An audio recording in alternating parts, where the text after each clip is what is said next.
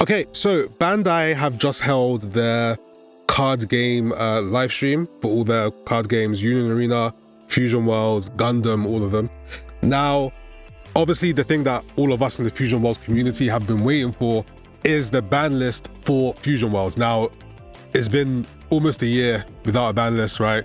The last one was in set 2, so everyone has been holding hopes that at least the top 2 decks will get hit, those being Angel Q and Evil Boo. Now, you can see on the screen right now, what you're looking at is the ban list. That's it. Only these 2 cards got hit in the ban list. Very surprising. What's more surprising is that Pilaf is completely banned. This I didn't expect. I was expecting Pilaf to at least be reduced to maybe limited to 1. I think it would have been 2. Because of the text, you do want to have the ability to loop. That's how the card was designed.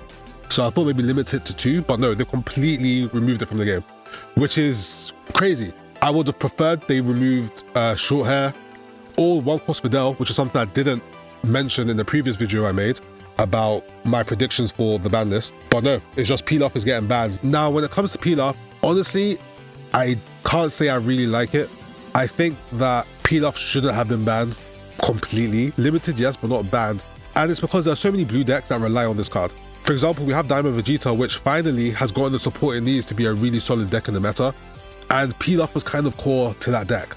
Especially if you're looking to go late game, you really want to find Pilaf so you can loop things like your Final Hope Slash. You can loop your one cost Giran, right? Or your Marin, like your cantrips and things like that. Now that's completely out the door, so Vegeta's going to suffer, Zamasu is going to suffer. World Tournament Goku, it did use Pilaf. I mean, every blue deck used Pilaf, but I don't think it'll be as bad for World Tournament Goku. What other blue decks? Vegito, maybe not as bad, still will hurt. But yeah, definitely for Zamasu and for Diamond Vegeta and Starter Deck Vegeta, to be fair, all of those are really going to feel this change. Honestly, I don't think banning Pilaf was the way. Angel Q was a problem, right? So we should have targeted cards that are specific for that deck, like short hair, like one cost Videl, right? Maybe even Sharpener, but then again, I don't think you really want to ban Sharpener. But yeah, banning a card like this, which is so useful for every blue deck, right? I think it was a bit harsh. Limiting it, I think, should have been the play. Now, on the right-hand side, we've got Babidi, which has been limited to 1. This, I can see there, this makes sense to me.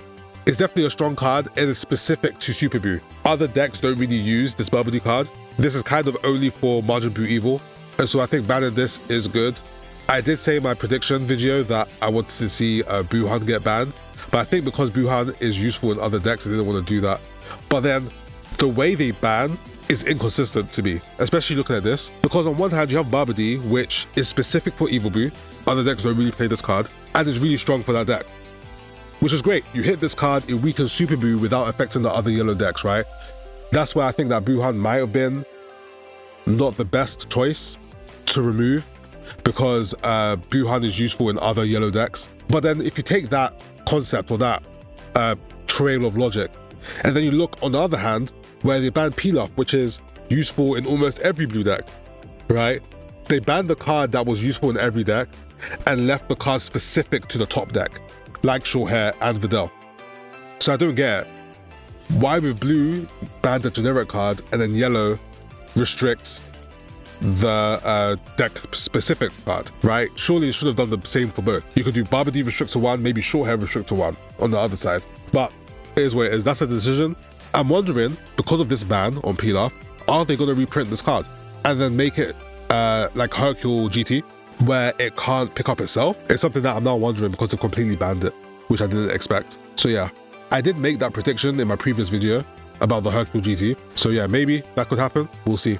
But yeah, that is it for the ban list.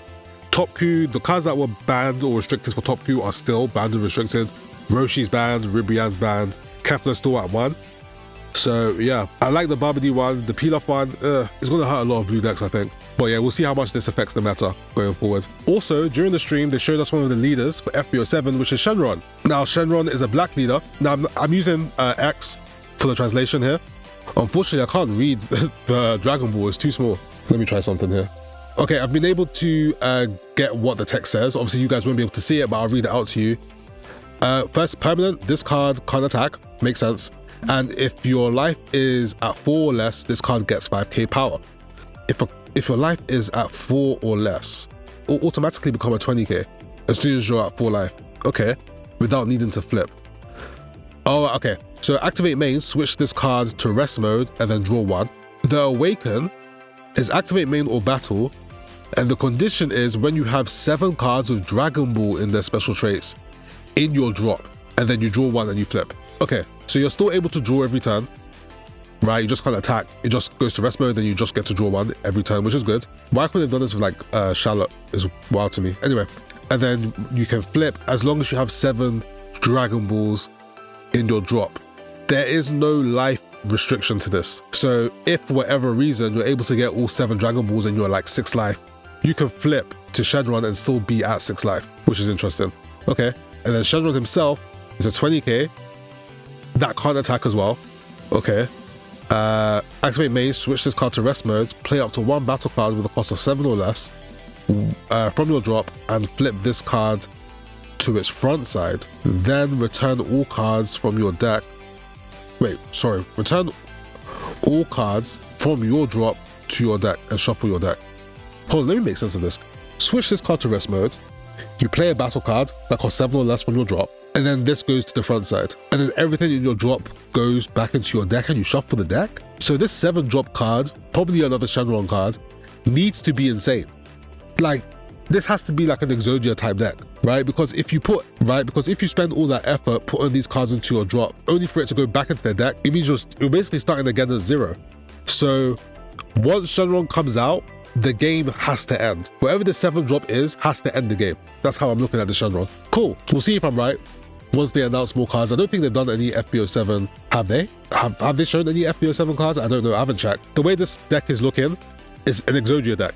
Once you meet the conditions and you flip, and then you activate this effect, the game ends. You basically win. That's the only way I see this working. Maybe I'm wrong, we'll see. They also showed us 2 new cards. We've got Dragon Ball and we have Dragon Raider. Dragon Ball, I see, so Dragon Ball is a Dragon Ball card, but it will have Dragon Ball in its traits, but Dragon Raider doesn't, I guess. Okay, fair. So Dragon Ball, you can include as many copies of this card with Dragon Ball. You can include as many copies of cards with Dragon Ball in your deck as you like, including cards with the same number, as long as the total number doesn't exceed 7. So you can just put 7 of these in your deck. Activate main, place the top 2 cards of your deck into your owner's drop for 0 energy. This is a mill deck. I used to play Legends of Runeterra, and in that card game, there was a deck revolving a champion called Maokai. And Nautilus, I guess, because you need 2 leaders, or 2... It's difficult to explain if you haven't played the game, but there's a champion called Maokai, and Maokai was literally mill deck, and once you mill to a certain amount, you literally like win the game, was how that deck worked. This is the same thing. So yeah, that's cool. Activate main, look through your deck and life. Reveal up to 1 card with Dragon Ball and its special traits, add it to your hand, and then shuffle your deck and life. This card is great for this. It looks through your life as well. I guess that makes sense, because if you have a Dragon Ball in your life, like if it's at the bottom of your life, you're never gonna get it. Also, I'm just now realizing this has no limit. It just says look through your deck and your life. Like look through every card look through everything and look for a Dragon Ball. So, okay, insane. We need to know what this 7 cost card is. It's definitely like an Exodia, 100%. We also got some more card reveals for FB07. Now, we have Arinsu, Dr. Arinsu, this is Nova Shenron, Gamma 1 and 2, Golden Frieza, and Dende. Now, based on these cards, obviously Dende, we know the leader is Shenron. Based on the rest of these, Gamma could be a number of options. We could have Cell Max, we could have Gamma 1 or 2, or both, or Beast Gohan. Those are the 3 leaders I think we're going to get for green, one of those 3.